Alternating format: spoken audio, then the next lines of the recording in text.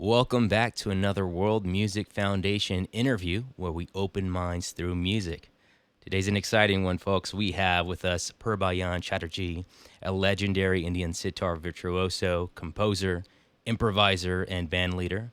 He's known for bringing Hindustani classical music into the conversation with jazz, fusion, electronic music, and of course, other global types of music. Mark Lettieri is with us as well. He's a guitar player, a composer, producer, and an instructor whose playing has shaped some of the most exciting instrumental music of the last decade. He's known for his work with bands like Snarky Puppy, the Fearless Flyers. He's built a career around music that fluidly flows between jazz, funk, gospel, rock. And now we're adding, I guess, sitar fusion to the list or something. I don't know. This is a new thing, guys. What are we calling this? I don't know. The jury's out. Yeah.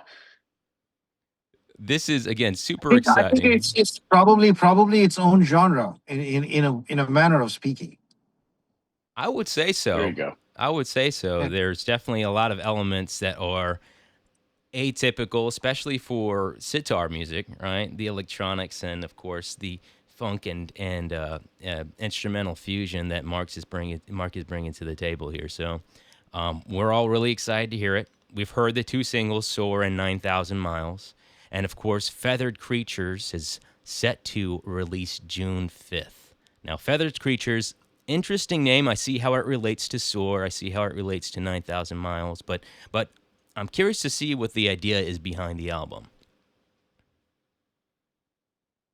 Go ahead, Purbayan. Uh, okay, so you got it right when you say that a lot of the symbolism and the iconography is based around just being able to transcend a sense of genre or to transcend and 9,000 miles also conveys the fact that we are speaking about two different places on the earth. We are speaking about two different musical cultures in as a metaphor, and we're trying to kind of soar and fly above the ground so that we can meet each other halfway or somewhere on the planet, and to be able to make music that is relatable to either musical culture or to multiple musical cultures of the world. I guess that was my intention. But when I started off making this record, I was essentially trying to make an electronica record. I was trying to work with Nakul Chuk, who is the music producer of this record, and try to make some modern sounds and to kind of overlay the sitar on some drum and bass kind of grooves and see how that works. But I think when Mark joined this project, he has really transformed it into something totally else. It's gone into a different realm, and I'm so glad we did this because we've got so many colors, so many flavors, so many things. Which, because I come from a tradition which is very solid, thousands of years old, and now Marx coming in has brought in yet another tradition, yet another very solidly rooted system, a musical system into the whole picture. That's the way I see it. Outstanding, yeah, and you could definitely hear, as you mentioned, that makes sense. That analogy of soaring, and of course, there's the physical distance between y'all having to share your tracks. Literally thousands and thousands of miles away with one another. Thank you for the internet, right, to allow that to be possible, so we can make these kinds of collaborations happen.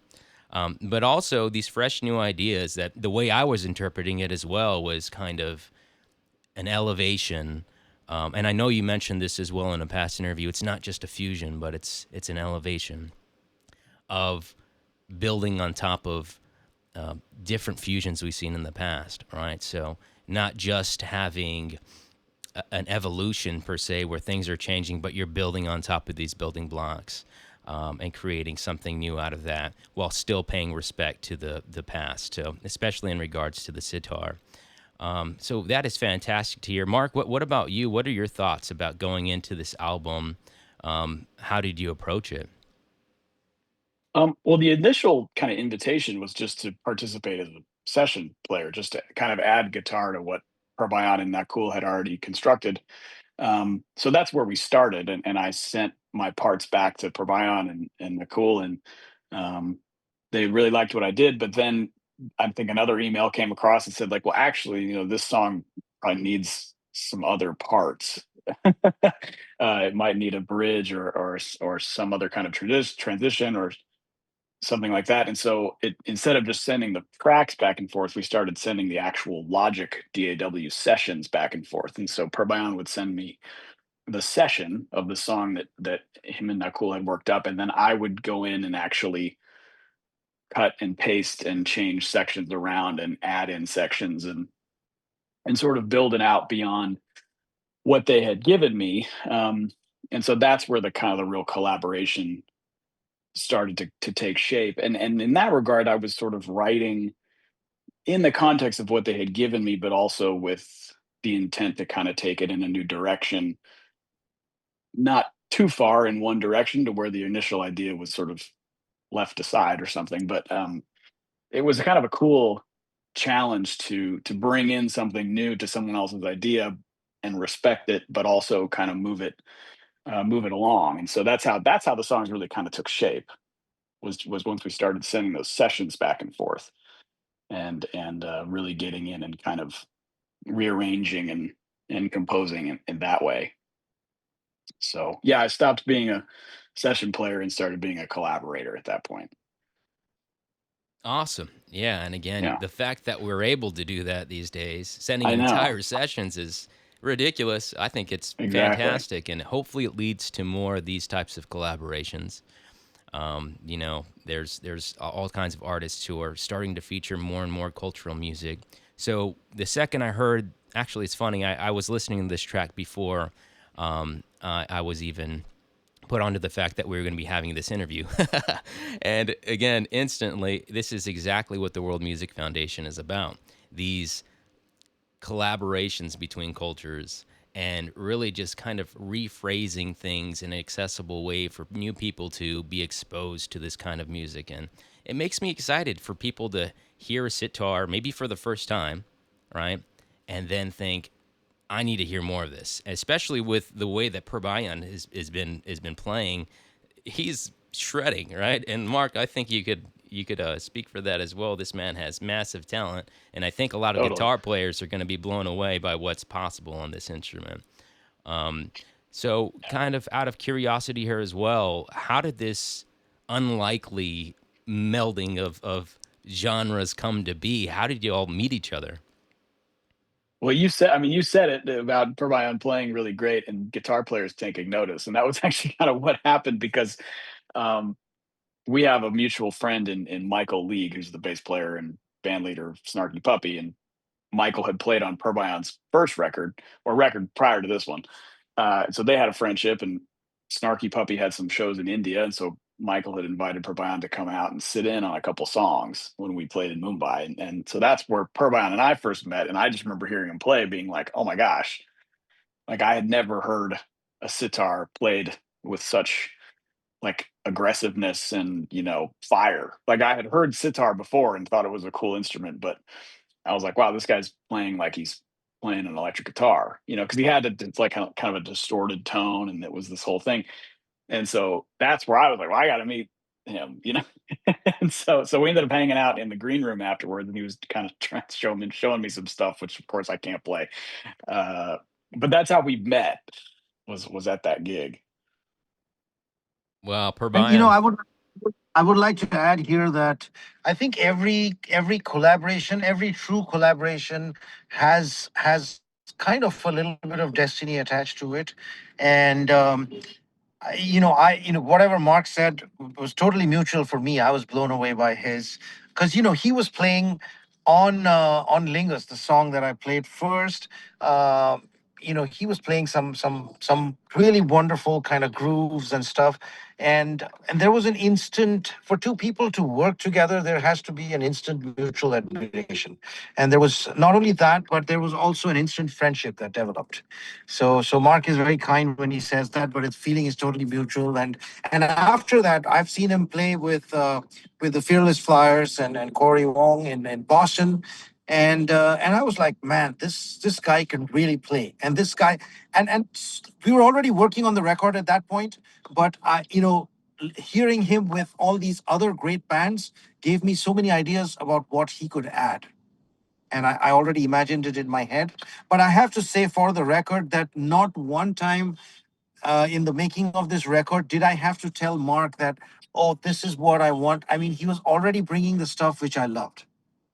So that's how it went. Outstanding. Yeah. And again, it's easy to see why. The man is, again, Mark, you're fantastic. Yeah, I've been Well, playing thank you. guitar a long time as well, and Nice. you've definitely been in the rotation your music has, and Purbayan Cool. actually as well. You've been in my rotation for a while now.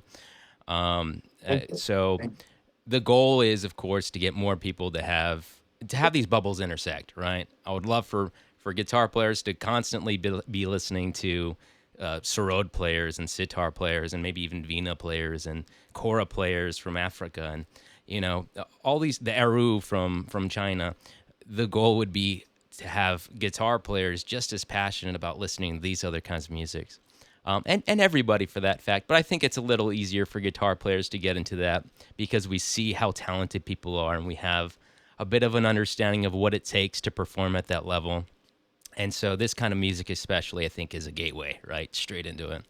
But Purbayan, before you started working with Mark, had you ever had ideas of working with an electric guitar player or a rock fusion type of guitar player before? Or was this kind of because you met him, the opportunity became possible?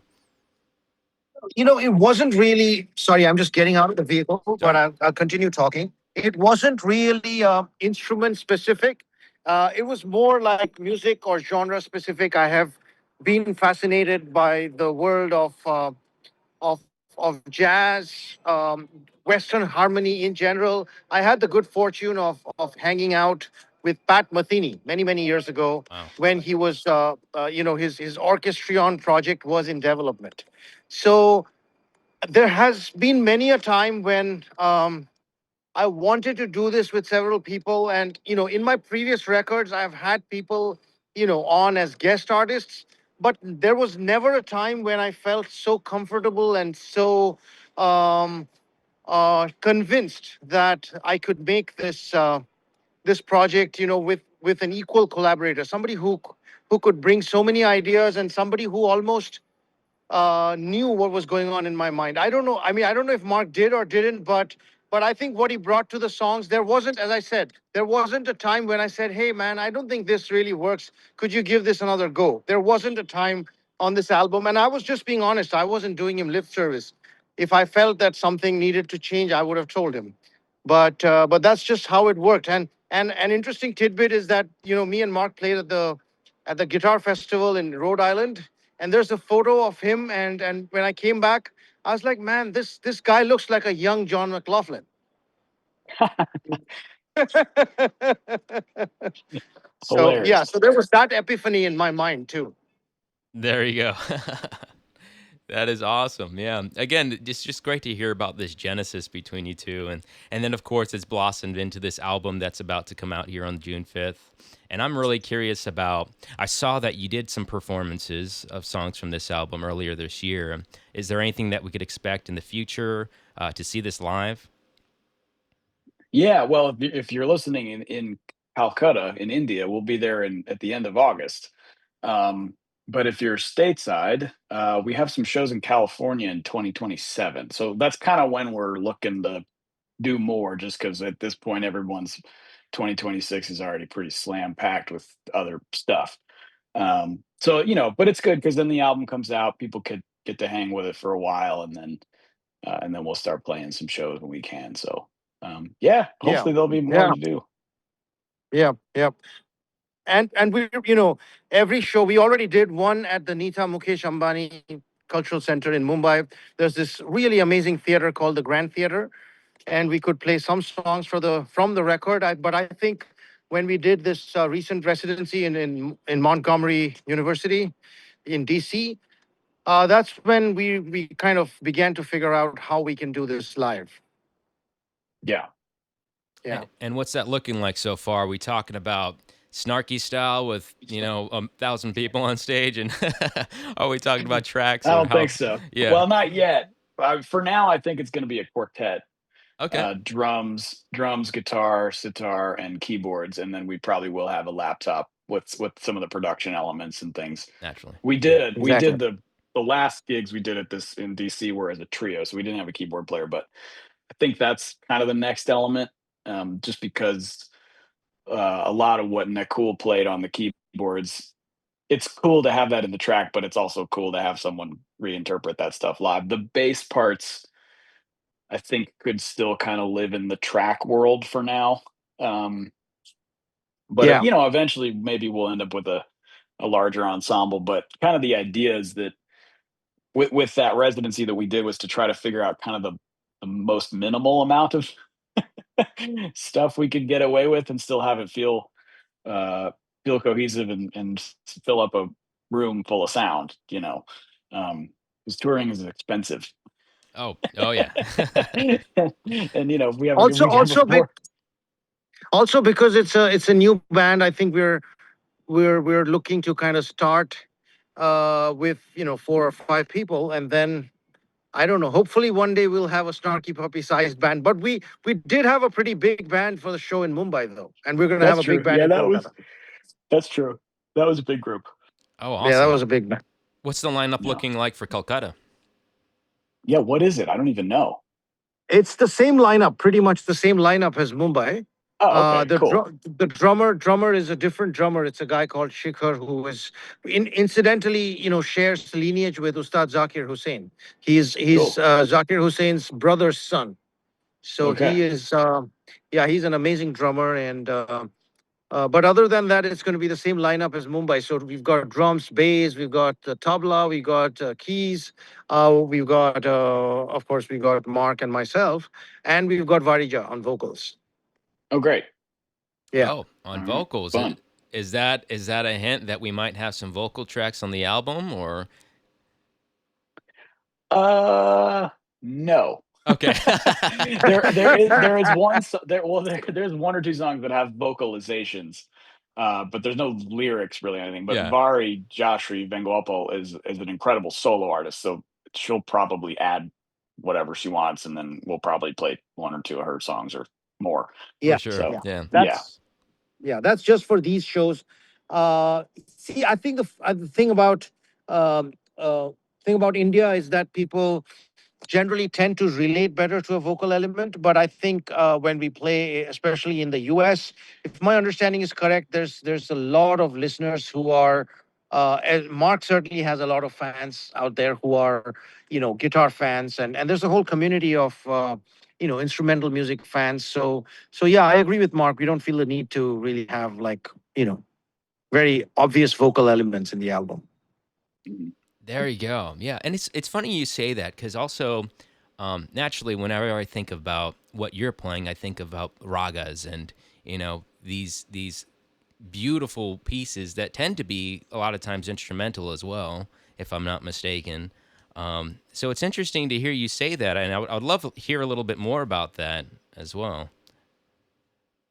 So you're very right. So I think the building blocks of Indian music is the raga, and we have there are two sides to it. Okay, there is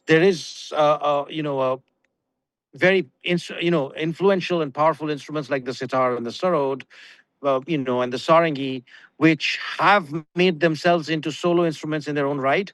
But the what we are trying to emulate in terms of phrasing is always like vocal music phrasing. A lot of the content is lyrical content which is being replicated on the sitar or the sarod, right? So so while thanks to the efforts of great instrumentalists like Pandit Ravi Shankar or, Ustad Ali Akbar Khan, who's my guru, instrumental music has become a thing of its, thing on its own. But there's a great deal of influence of vocal music, great deal of influence of lyrical kind of content here in India. Now, when we listen to jazz and blues and even funk, in the case of Mark, um, I think there's very strong elements of groove and elements of which stand well on themselves. So in terms of this record, I would envision it as when we do live performances of feathered creatures. I would envision it to be strong enough on its own without vocals. Naturally, naturally. And I love the way you said that again.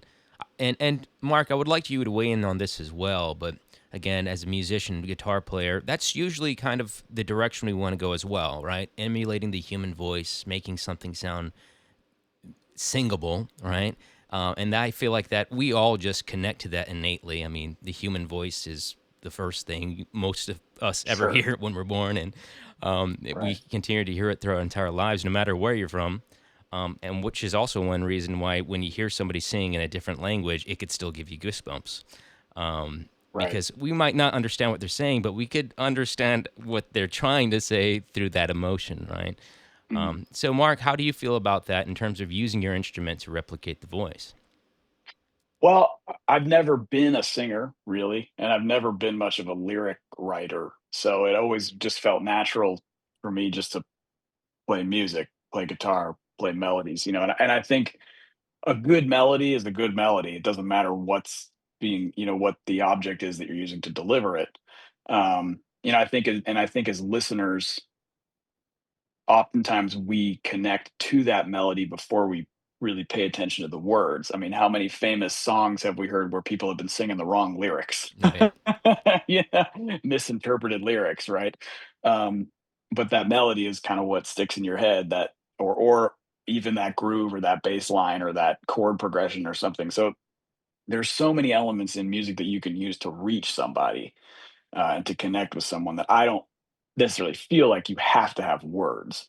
Um, now, having said that, I mean, some of my favorite artists are singers and vocalists, and so it all it all appeals to people in different ways. But for me personally, like I've always felt mostly at home writing melodically on my instrument yeah, and not singing or vocals. I've been in bands with singers, and that's always great. But I always leave that up to them. It was always like, here's the song. Now you can write your your lyrics yeah, and your melodies over it. So yeah. And in And I terms, would like oh, to go add ahead. to this that I recently saw, in fact, Michael League put up something on his social media, or was it on a video he shared, where there was research and into what people remember from a song. And interestingly, mm, it wasn't the vocals. What people remember from a song very commonly, and I'm talking about pop here, very often it's the riff, very often it's the bass line, very often it's something the guitar player played in a chorus. And there was an example of something that Joe Bonamossa had played, in which was relevant to this research. And it really blew my mind away, because it gave me one more thing to look in my environment here in India. I wouldn't say that there's beef. There isn't beef, like singers and instrumentalists are constantly working together, but there is sometimes a lack of awareness, especially when it comes to credits, when it comes to sharing the limelight. It's often all about the vocals. Mm, And for me, it was great that great to do this with Mark. Great to put instrumental music on the center stage. And I want to say this for vocalists like Varijashri, or Shankar Mahadevan. They're amazing, because they are the kind of people who can use their voices almost like an instrument. They can, like, a lot of the, as Mark said, a lot of the vocals, that the underlying vocals in this record are like textures. There are no lyrics, there are no words. It's just like a little texture here and there. So, as an instrumentalist, that's a yay. yeah, there you go. And this album is full of tasty licks. It is absolutely, I could already hear with From me. these two songs.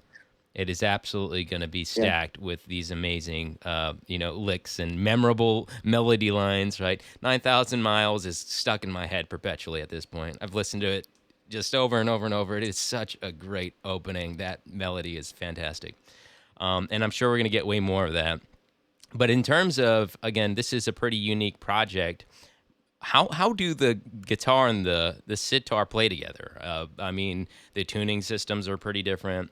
I'm curious about how the sympathetic strings are being used. Do you have to change anything in order for it to work with the guitar and in terms of the tone and all that? How does that work out for this kind of album?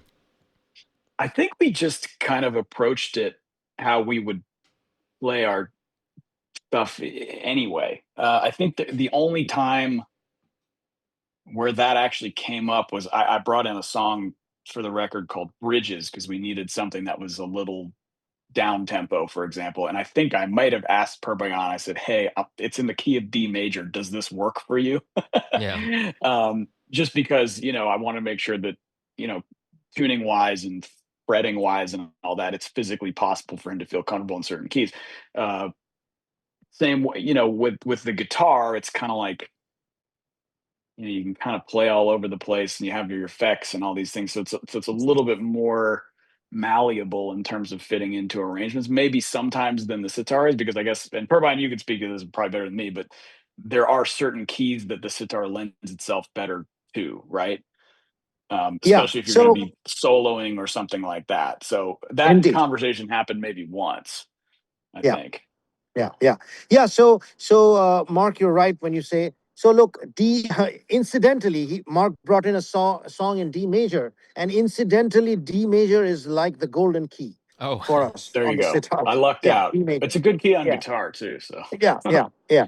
So, but when you tune a sitar, the tonic is usually tuned anywhere between C sharp and D sharp for the most ideal pitch and timbre, and just to have the quality of the instrument to be at its best. That's where you tune. But I also want to say that there are two ways that you approach music. And one of the ways is to use your traditional training and your, what you've learned so far and approach something in a manner that, oh, okay, here's a piece of music. Here's what I have learned. Here's my instrument. Now, what is possible and what is not possible? The other way is to just instinctively jump into it and then see what, because a lot becomes possible in the moment when you are reaching for it, which you wouldn't realize just sitting, and theoretically trying to figure out what's possible. And that's one of the beautiful things that's happened in the past when I've worked with many musicians, but especially on this record there have been little things like in 9000 miles, for instance, there's a sitar solo on a progression. Now, for a sitar player to play on a harmonic progression is very tough, and that too, this is in a 7.5 beat rhythmic cycle. But sometimes when you have an instinctive go at it, and you have a couple of goes at it, uh, spontaneity has its own magic, which often pre-planning or structure doesn't allow for. So so I think I can speak for myself is a lot of the time, even when we're playing live on stage, that's how I approach it. amazing. Yeah. So again, that improvisational backbone, I guess. And it's a Yeah. result of the years and years of practice that you've had, right? Same thing with guitar players, naturally. But it is interesting you said that because that's one thing I noticed too is that the sitar, I've heard my fair share of sitar music in my day, but the sitar is being played quite differently in this album compared to, I guess, the traditional context that at least what I'm not a master editor or anything like that, but I did as a guitar player start to hear that it was being played a little bit differently. The solo sounded different from what I maybe would have expected. The choices seemed a little different. How was that? I mean, obviously, you mentioned a lot of it was improvisation, but how was that experience in terms of kind of playing in that style for this album? Look, I don't think I particularly thought about it when I approached it. But traditionally, you're right when you say, look, the sitar is kind of the perception about the sitar is it's a very bendy, sort of serene kind of instrument, which it is, and but it's also an instrument which has high attack. Provided your technique is right, you can actually really go for a high attack, uh, and you can do fast runs on it. You know. And so therefore you're able to shred, or you're able to groove with it also to some extent. I think the one thing that you really cannot do on it is play chords. You can just play these kind of two note chord simulations. Um, but in this case, in this record, look, a lot of it was also me responding to stuff that Mark sent back to me. Like when we would start with a song idea, I would send him a template that me and Nakul had developed, and Mark would be like, "Okay, I'm going to write this bridge here," and then he would send back stuff to me, and then I would delete and erase some of the stuff I had played earlier because now it seemed relevant that I would do something which would be inspired by what he did, and that when you are trying to reach for a certain mode of expression, you discover new technique and you discover things that you wouldn't otherwise. I think that's one of the great things of about collaborations when they're done in the right spirit, especially. Awesome. And Mark, was it similar for you? I mean, having played, you know, an entire album, recorded an entire album with the sitar player, I'm sure you picked up a couple new things throughout the process, or am I Oh, for mistaken? sure.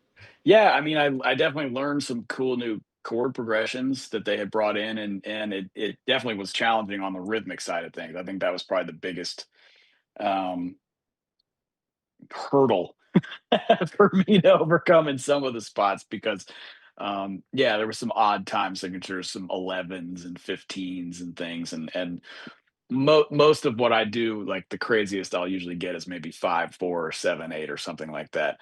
Um, I live a lot of my life in 4/4, playing funk and rock and things. But so that was a challenge. But I like that kind of thing, like learning where to end my phrase or continue my phrase over a bar line so that it fits into the next cycle of 7.5 or whatever we were Yeah. playing. Um, and so that was cool. But that also is going to be a challenge to play live because in the studio you can improvise until you get something right, and then maybe you fix a couple phrases or something or punch in or whatever. But playing live, you gotta make it look like you know where one is. Beat one. So Yeah, there's yeah, a come see us and watch me fall down a flight of stairs and hopefully land on my feet, basically. I mean, you'll make it sound better than anyone else, I'm just saying. We'll see. We'll see. But that is again really really amazing to see. And again, music develops, in my opinion, music develops as a result of these kinds of artistic endeavors, right? As a result of people sharing ideas, especially from such different backgrounds. And then it kind of turns into something completely new. Now, Mark, who knows? You'll probably be using some more odd time signatures as you continue writing. You have that in your back pocket now, maybe, right? It's Yeah, at your right. disposal. Exactly. Who knows? And in, it gets me thinking about the fact that what is music in general, if not just one long, endless fusion album, right? There you go. Everyone's Yeah. constantly creating something new, and it will never end as long as people are listening to one another. So, but one thing I really want to talk about before I let you guys go, one thing I love to ask our listeners, ask for our listeners is, what was your first experience with music from outside your culture? Hmm. Hmm. I think well, let's see. I'm trying to think of maybe I mean, I could probably go way, way back. Gosh, I'm trying to think. I remember well, that was more art, but I guess my mom is an artist. And so there's always been cool stuff coming through our house. And I remember back when I was, I guess maybe in 5th grade, 6th grade or something, there was a group of artists from Papua New Guinea that had come to Stanford University near where I grew up in California. and they were building these massive totems in this park. It was like this exchange thing. They had been brought over, hired over to come and build these massive things. And my mom volunteered to like basically like bring them lunch every day and, help facilitate them being there. And so I want to say they brought some music there. For some reason, I remember hearing maybe they were playing out of a boombox or something while they were painting and sculpting. So that might have been my first foray into something else. But I remember hearing I remember hearing like reggae music when I was a young kid too, and stuff like that. That maybe was slightly more Western Hemisphere. But uh, back in 2017, I think it was, Snarky Puppy went to Morocco to play a couple gigs, and we worked with some Ganawa musicians there, playing the Berber, what's the name of it? The Gimbri, their version of like funk blues, right? Wow.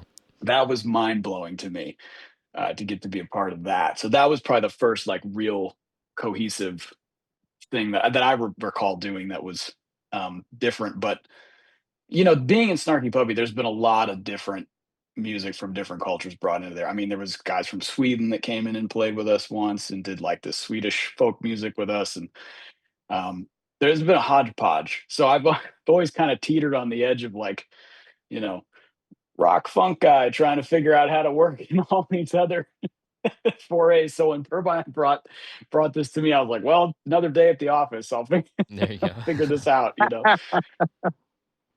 Yeah.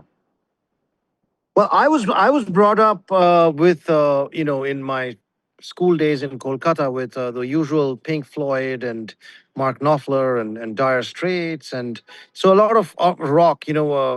From the part of India where I come from, there's a lot of that. But I think my first run into jazz music was when a friend of my dad's gifted us a quadraphonic system with a lot of these like cartridges which had a lot of music from Miles Davis, but also a lot of music from Ornette Coleman. And that kind of started this love for jazz music, and kind of wanted to learn about the history of jazz. I went to New Orleans, I went to Conservation Hall. I wanted to find out about, I think the history of the music fascinated me as much as the music itself, and tried to learn a little bit. And then I had the pleasure and privilege of interacting with people like Pat Metheny, like Chick Corea, and very, from close quarters. On my last record, Unbounded, I had people like Bela Fleck. I had Antonio Sanchez on the drums.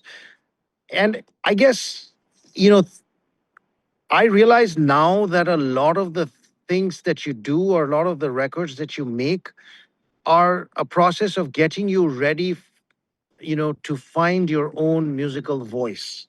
I feel like this album. I don't want to say that I'm fully there, but I think um, as close to finding a musical voice. I've heard the songs again and again on, just as a listener, not as a composer or producer of the record, but just as a listener. And I've found them to be very sort of uh, cohesive, homogeneous sounding. That's why I said might be a new genre in action, because I found that they tell one story. And me and Mark, it's interestingly that we work from different parts of the world, we come from different backgrounds, and yet when we wrote these songs, co-wrote these songs, most of them are telling one story. And a lot of the credit goes to Mark, because I mean, I brought him a template, but he instinctively knew what to add to it. And often, very often, a great master can end up adding too much because they want to leave their own imprint on a song. But I think the greatest of musicians serve the music. They don't think about what their imprint is, or it's never about, who I am, or it's always about what does the music need. And that's one of the things that I've tried to do.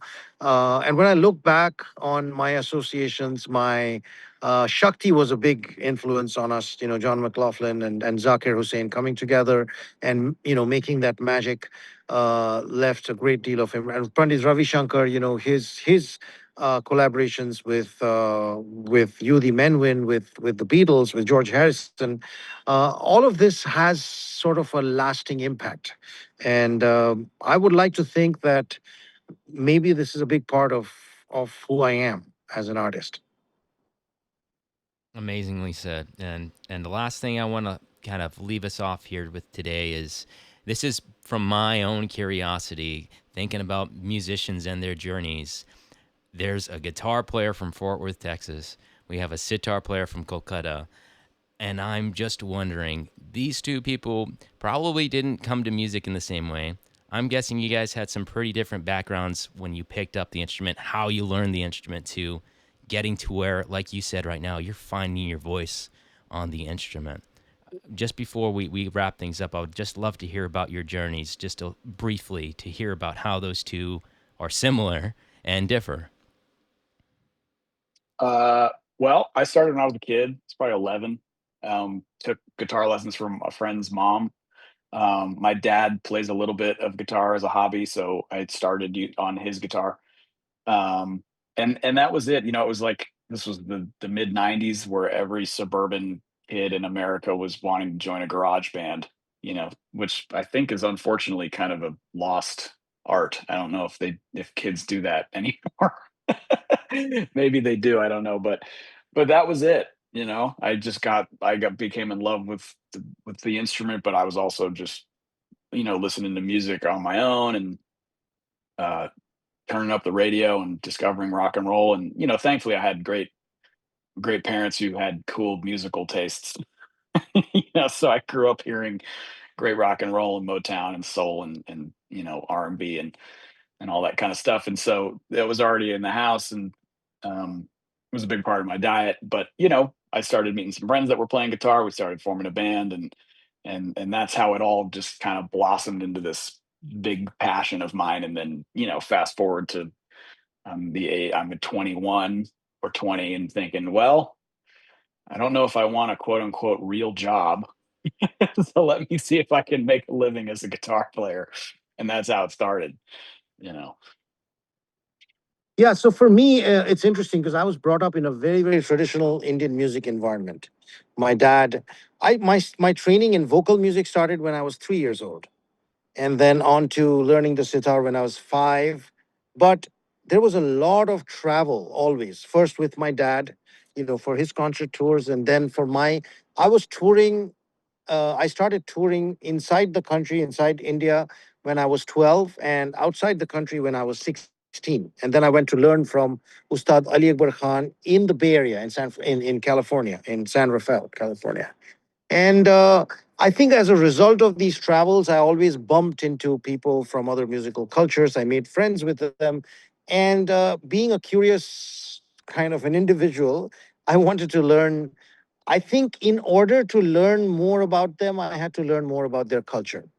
No, and that was not just music. It was food. It was, what they wear, and but music was a big part of it because I was being seriously trained all the while being fed on a very strict diet of Indian classical music. I think I came to a point in my late teens, kind of when I was 17, 18, when I really rebelled.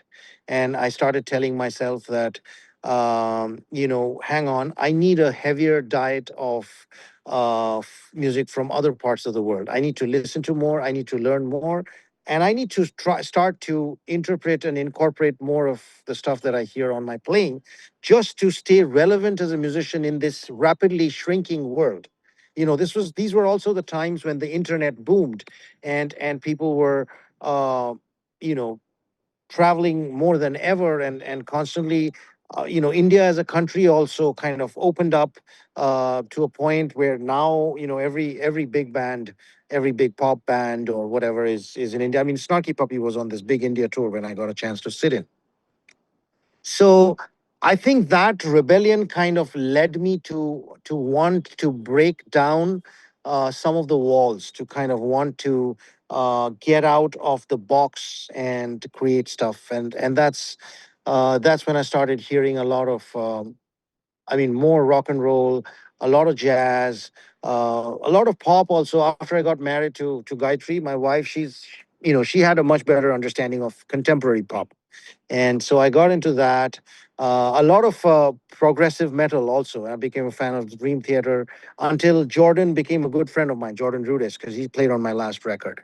So a lot of these influences, and sometimes I look back and think, and I think every little thing that I have heard has had a little bit of an imprint on my mind, and what I am is maybe a sum and substance of all of those things. That is amazing. And again, I think it just highlights the fact that no matter where you come from, I think the lesson of the day is play music, listen to music, enjoy music from everywhere and anywhere you could get it, and you will enrich yourself. Especially if you're a musician. I know this isn't a guitarist podcast or a musician's podcast, but if you are thinking about playing music, try it. It will just enriching your love for music in general. And if you are exposing yourself to these other cultures and genres, it's just going to make the experience all that much better. So again, thank you guys so much for coming. I don't have anything else here for today, but I just want to say a quick reminder, everybody, Feathered Creatures is set to release on June 5th. I know it is available for pre-order now on groundupmusic.net. Is there anywhere else we could get our hands on this if we wanted to purchase this? Well, it'll be on all the platforms. So if you're a downloader person or a streamer or whatever, you'll have access to it there. Yeah. Excellent. All right. So June Yeah. 5th, everybody, let's download this album. Let's support these guys. They're doing some amazing things for music and, of course, for the world by showing us these possibilities that are possible here with music and culture. So thanks again, y'all. Yeah. And it's been a great time. Have a great one. Awesome. Thanks, Isaac. Thank you for having us on the show. Thank you. Bye bye. All right. Thank you. Bye-bye. Cheers. You guys have a good day.